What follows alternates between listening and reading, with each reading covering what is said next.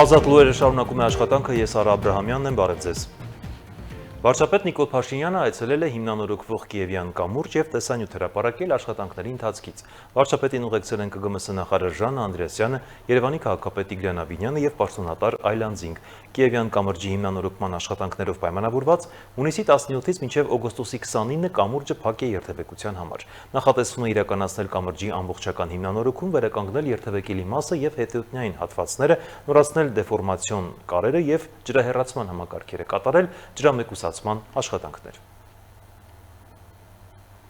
Վարչապետ Նիկոլ Փաշինյանն ընդունել է Իրանի Իսլամական Հանրապետության նախագահի տեղակալ Սեյեդ Համիդ Փուր Մոհամմադիի գլխավորած պատվիրակությանը։ Փաշինյանը ողջունել է Իրանի փոխնախագահի այցը Հայաստան։ Փաշինյանը կարևորել է տարածաշրջանում խաղաղության և կայունության ամրապնդումը և վստահություն հայտնել, որ այն կնպաստի ողջ տարածաշրջանում հարաբերությունների և գործակցության հետևողական զարգացմանը։ Փուր Մոհամմադին վարչապետ Փաշինյանին փոխանցել է Իրանի Իսլամական Հանրապետության նախագահ Մասուդ Փեզեշքյանի ջերմ ողջույնները և շնորհակալություն հայտնել դժվարին իրավիճակում Իրանի նկատմամբ Հայաստանի կառավարության ցուցաբերած դիրքորոշման և մարդասիրական աջակցության համար։ Հաջորդիվ զրուցակիցները քննարկել են Հայաստան-Իրան սահմանային ենթակառուցվածքների զարգացման ուղղված ծրագրերի իրականացման ընթացքը։ Երկուստեք կարևորվել է էներգակիրների ոլորտում փոխգործակցության զարգացումը, մտքեր են փոխանակվել նաև տարածաշրջանային հաղորդուղիների ապաշրջափակման գործընթացների և նոր հնարավորությունների շուրջ։ Հանդիպման ավարտին Փաշինյանը իր ջերմ ողջույններն է փոխանցել Իրանի նախագահ Մասուդ Փեզեշքյանին։ Փոխվարչապետ Մհեր Գրիգորյանը նույնպես ընդունել է Իրանի Իսլամական Հանրապետության նախագահի տեղակալ ծրագրավորման և բյուջետային կազմակերպության ղեկավար Սեյեդ Համիդ Փուր Մոհամմադիի գլխավորած պատվիրակությանը։ Ողջունելով հյուրերին, Գրիգորյանը կառավարության անունից վերահաստատել է Հայաստանի Հանրապետության պատրաստակամությունը ել ավելի զարգացնելու Իրանի հետ բարեկամական հարաբերությունները։ Հանդիպման ընթացքում քննարկվել են Հայաստան-Իրան երկկողմ օրակարգի արդիական հարցերը, անդրադարձ է կատարվել տրանսպորտի, էներգետիկայի, առևտրատնտեսական հարաբերությունների և այլ փոխադարձ հետաքրքրություն ներկայացնող ոլորտներում գործակցության ընթացքին։ Սահմանադրական դատանում շարունակում են քննել 2026 թվականի հունիսի 14-ի Հայաստանի Հանրապետության ազգային ժողովի 2026 թվականի հունիսի 7-ի հերթական ընտրությունների արդյունքներն ամփոփելու մասին որոշման հետ կապված վեճի քննությունը։ Հայաստանում հունիսի 7-ին կայացած ընտրությունների արդյունքները վիճարկելու գործով Սահմանադրական դատանի որոշման հրապարակման վերջնաժամկետը հուլիսի 4-ն է։ Ընտրությունների արդյունքների վիճարկման գործի քննության նիստի ընթացքում Սահմանադրական դատանի նախագահ Արման Դիլանյանը տեղեկացրել է, որ գործով որոշում կայացնելու համար ՍԴՆ քիչ ժամանակ ունի։ Հուլիսի 4-ը վերջին օրն է, երբ Սահմանադրական դատանը պետք է որոշում կայացնի։ 2026 թվականի ամառային զորակոչի մեկնարկին ընդառաջ Հայաստանի Հանրապետության պաշտպանության նախարարի առաջին տեղակալ զինված ուժերի ԳՇՊետ գեներալ-լեյտենանտ Էդվարդ Ասարյանն այցելել է Հանրապետական հավաքակայան, անցկացրել շարային ստուգատես։ Զինված ուժերի ԳՇՊՏ տեղում դիտարկել է զորակոչի ներգրաված աշխատանքային խմբերի և հանձնաժողովների պատրաստությունը, տեխնիկական միջոցների առկայությունը, ստուգել թիկունքային և բժշկական ապահովման, ներքին հսկողության պատրաստության վիճակը և նախապատրաստական այլ աշխատանքների ընթացքը։ Զինված ուժերի գլխավոր շտաբի պետ Ասարյանը պատասխանատու ստորաբաժանումների ղեկավարներին տվել է համապատասխան ցուցումներ և հանձնարարականներ ամառային զորակոչը պատշաճ մակարդակով անցկացնելու համար։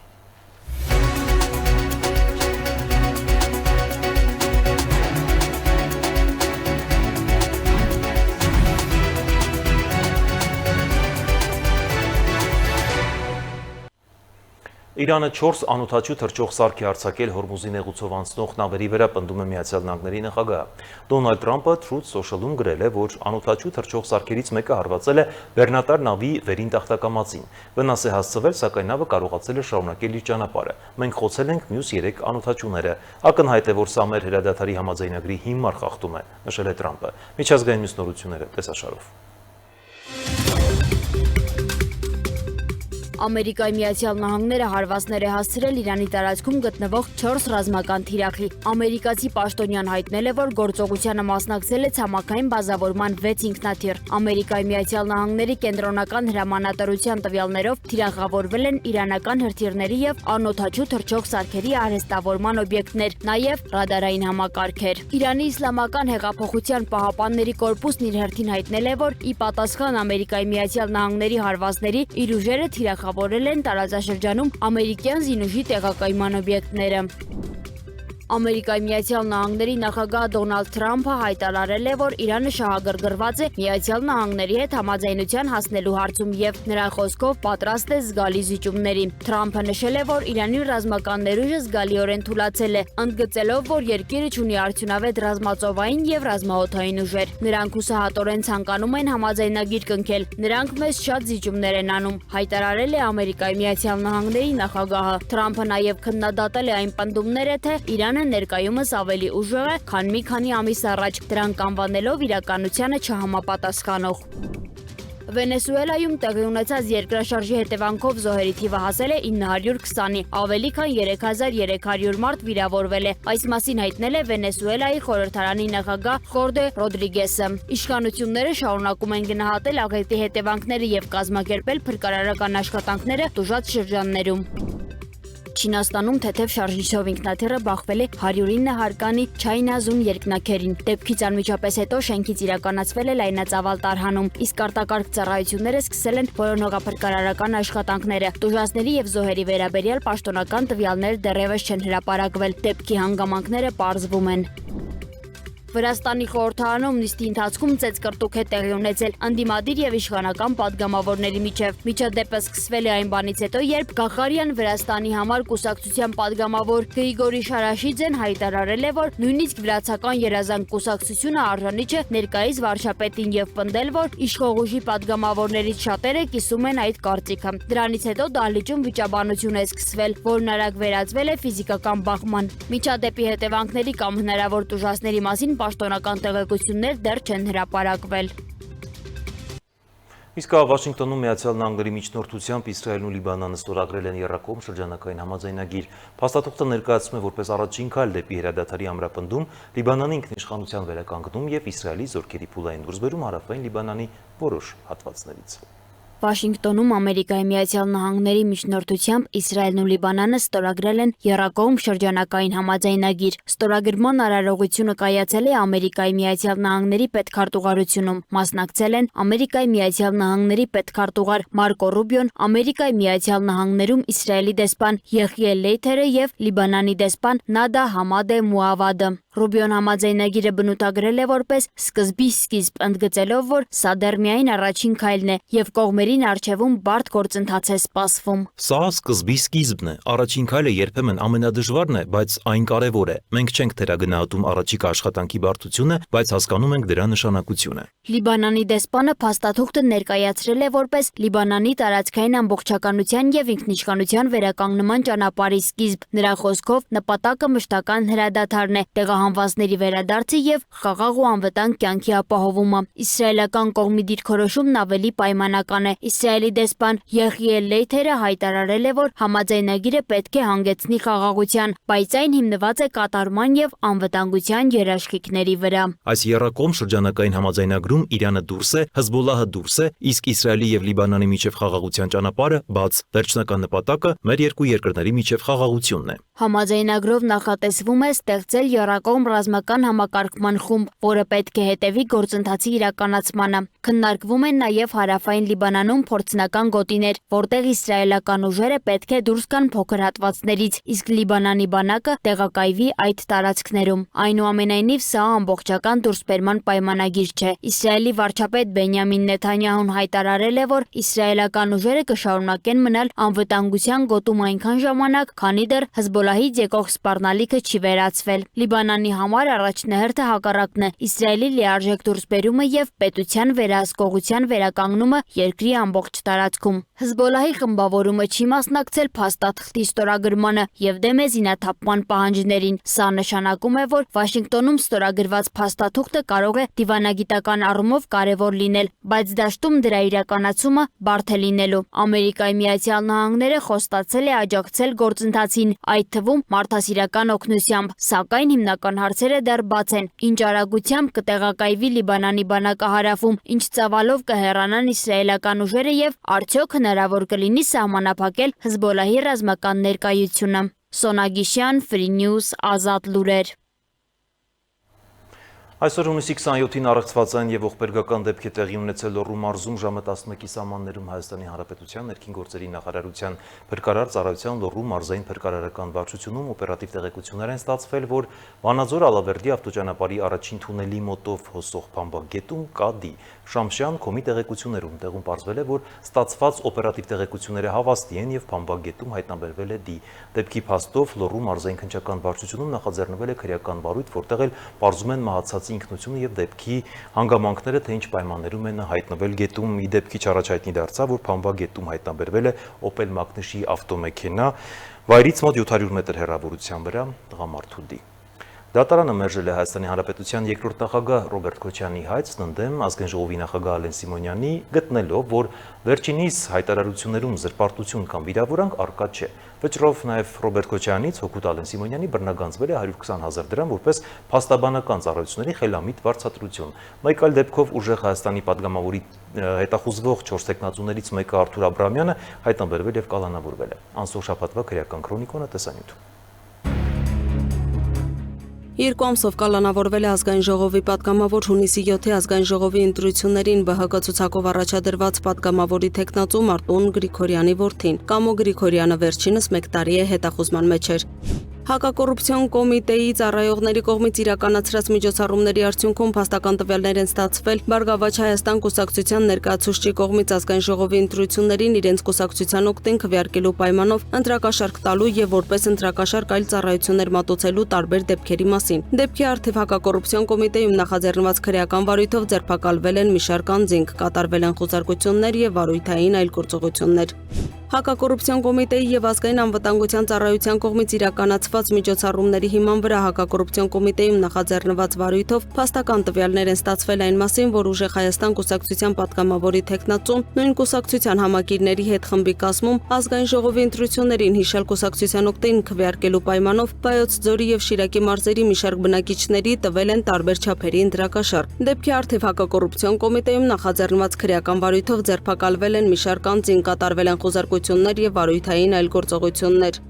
Դատարանը հայաքվե միավորման համակարգող Ավետիք Չալաբյանի նկատմամբ որպես խափանման միջոց կիրառել է 2 ամսով կալանք ընտրական իրավունքի իրականացմանը խոչընդոտելու նախապատրաստության ենթադրյալ դեպքով քննչական մարմնի տվյալներով նա մայիսին հանդիպումներ է ունեցել օտարերկրյա պաշտոնատար անձանց հետ եւ ըստ մեղադրանքի փորձել է նրանց ներգրավել հունիսի 7-ի խորհրդարանական ընտրությունների ընթացքում որոշ ընտրողների վրա ազդեցություն գործադրելու գործընթացում։ Փորձաքննությամբ հաստատվել է համացանցում տարածված ձայնագրության մեջ խոսակցություն վարող անձի ինքնությունը որպես Ավետիք Չալաբյան։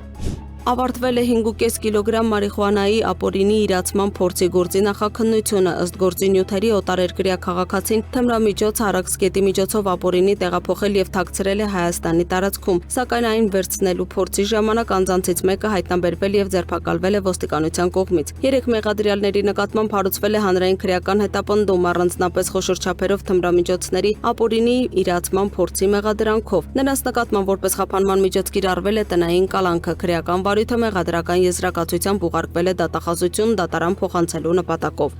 Քննչական կոմիտեն հայտնել է, որ ավարտվել է խորհրդմոր կողմից 1 տարեկան երեխայի սպանության վերաբերյալ քրեական վարույթի նախաքննությունը։ Ըստ քննչական կոմիտեի ՌԵ-ն, որը փաստացի խնամել է երեխային, պարբերաբար բռնություն է գործադրել մեկամյա ԱՄ-ի նկատմամբ նրան պատճառելով ծանր վնասվածքներ։ Վերջին դեպքի ժամանակ ըստ քննության նա ուղղակի դիտավորությամբ հարվածել է երեխայի գլխին, ինչի հետևանքով երեխան մահացել է։ ՌԵ-ի նկատմամբ հարուցվել է քրեական հետապնդում անօգնական վիճակում գտնվող անչափահասի սպանության եւ երեխային դաժան վերաբերմունքի ենթարկելու հոդվածներով նա կալանավորվել է։ Փամբագետում ջրահեղձ եղած 2 անչափահաս քույրերի որոնողական աշխատանքներն ավարտվել են, երկուսն էլ հայտնաբերվել են մահացած։ Ավելի վաղ 7-ամյա Նարե Մարտիրոսյանն արդեն հուղարկավորվել էր Արթիկում, իսկ 13-ամյա քրոջ որոնումները շարունակվում էին։ Փրկարար ծառայությունը, ոստիկանությունը եւ կամավորները 6 օր շարունակ իրականացրել էին լայնածավալ որոնողական աշխատանքներ, ներգրավելով նաեւ ջրասուզակներ եւ անօդաչու թռչող սարքեր։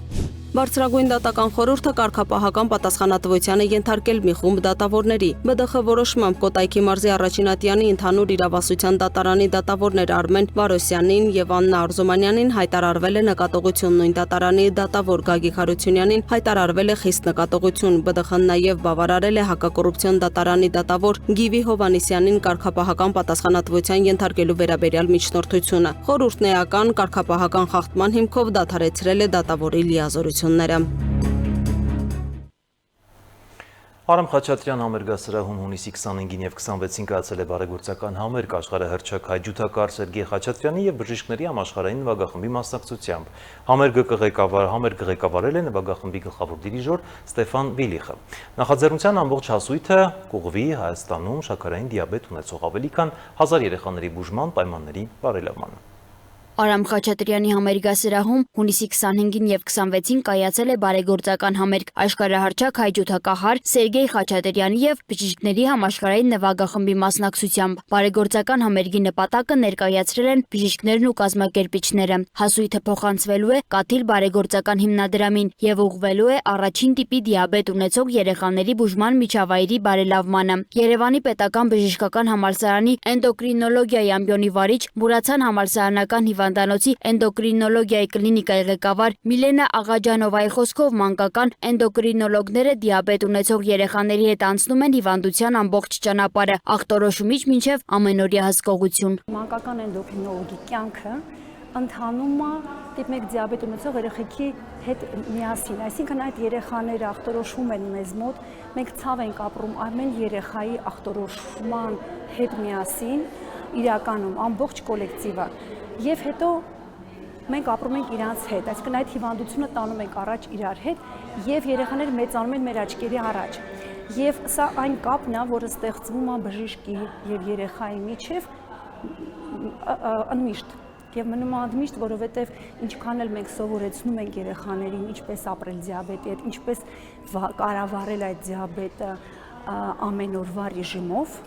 մշտական ռեժիմով, միևնույնն է բժիշկը պետք է, միևնույնն է բժիշկին շատ հաճախ անդրադառնում են անգամ այցերից դուրս։ Բժիշկները նշում են, Հայաստանում դիաբետ ունեցող երեխաների բուժման հիմնական հնարավորությունները մեծ մասամբ հասանելի են, սակայն բուժման պայմանների բարելավման կարիք միշտ կա։ Նման նախաձեռնությունները կարևոր են նաև հիվանդության մասին իրազեկվածությունը բարձրացնելու եւ վաղ ախտորոշման նշանակությունը ընդգծելու համար։ Բժիշկների համաշխարհային նվագախումբը Հայաստան է ժամանում երկրորդ անգամ, այն միավորում է տարբեր երկրներից ժամանած բժիշկների, որոնք մասնագիտական գործունեությանը զուգահեռ բարձր մակարդակով զբաղվում են երաժշտությամբ։ Նվագախումբը տարբեր երկրներում հանդես է գալիս միայն բարեգործական համերգներով։ Օրկեստրը իր մեջ ներառում է 2000 հոգի եւ իրենք տարեկան 3-4 անգամ տարբեր երկրներում տարբեր կազմով տալիս են միայն բացառապես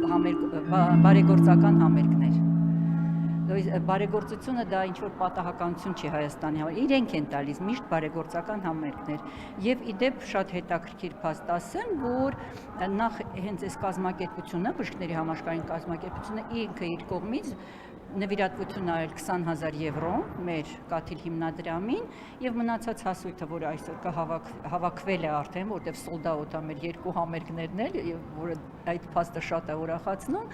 այս հասույթը նույնպես կգնա Կաթիլ հիմնադրամին։ Կազմակերպիչների խոսքով Հայաստանում կայացած համերգը նվագախմբի առաջին բարեգործական նախաձեռնությունը չէ։ Նախորդ համերգը կայացել էր 2010 թվականին եւ նվիրված էր առողջական խնդիր ունեցող երեխաներին։ Այս անգամ ուշադրության կենտրոնում շաքարային դիաբետ ունեցող երեխաներն են։ Նվագախմբի գլխավոր դիրիժոր Ստեֆան Վիլիխը շեշտում է, բժշկությունն ու երաժշտությունը կարող են փոխլերացնել միմյանց։ Նրա խոսքով երաժշտությունը լիցքավորում է բժիշկներին եւ օգնում ավելի ջերմ մոտեցում ունենալ պացիենտների նկատմամբ։ Լինել բժիշկ եւ երաժիշտ միաժամանակ նշանակում է լինել երջանիկ մարդ։ Երբ մենք նվագում ենք, լիցքավորվում ենք եւ կարողանում ենք ավելի լավ ու ավելի ջերմ ծառայել մեր պացիենտներին։ Հունիսի 25-ի եւ 26-ի համերգները միավորել են բժշկությունը, երաժշտությունն ու բարեգործությունը։ Նպատակը մեկն է՝ աջակցել Հայաստանում շաքարային դիաբետ ունեցող երեխաներին եւ բարելավել նրանց բուժման պայմանները։